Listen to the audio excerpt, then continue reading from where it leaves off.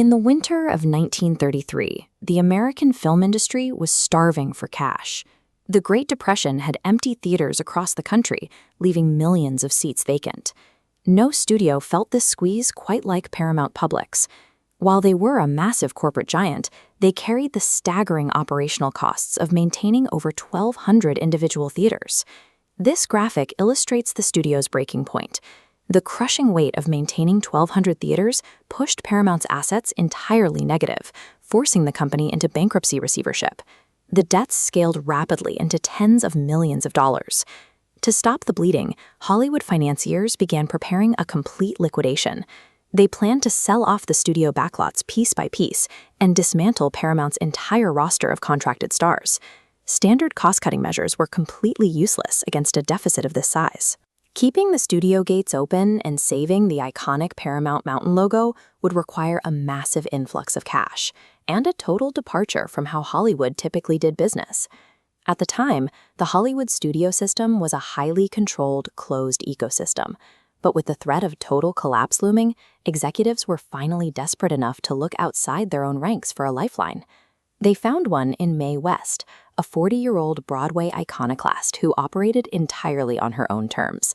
West was fiercely independent and razor-sharp. Unlike traditional studio starlets who simply read the scripts they were handed, she insisted on writing her own highly subversive, sexually suggestive material.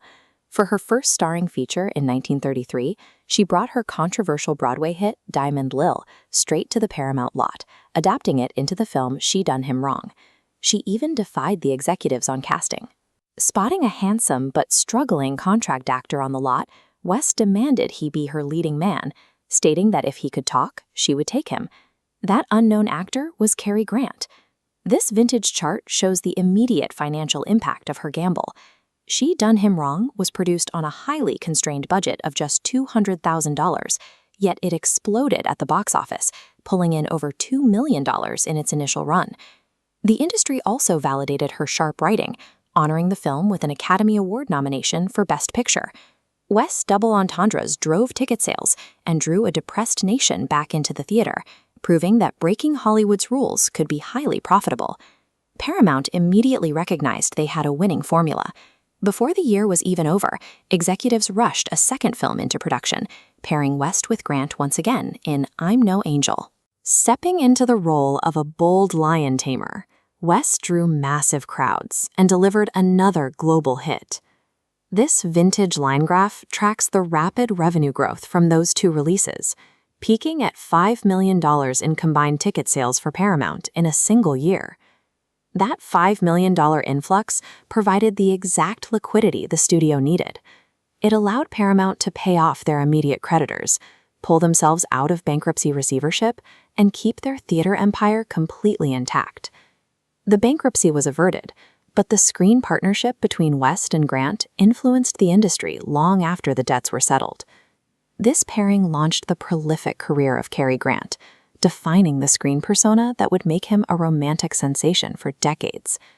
At the same time, West's massive national popularity terrified the moral watchdogs of the era, who were deeply alarmed by her scandalous dialogue.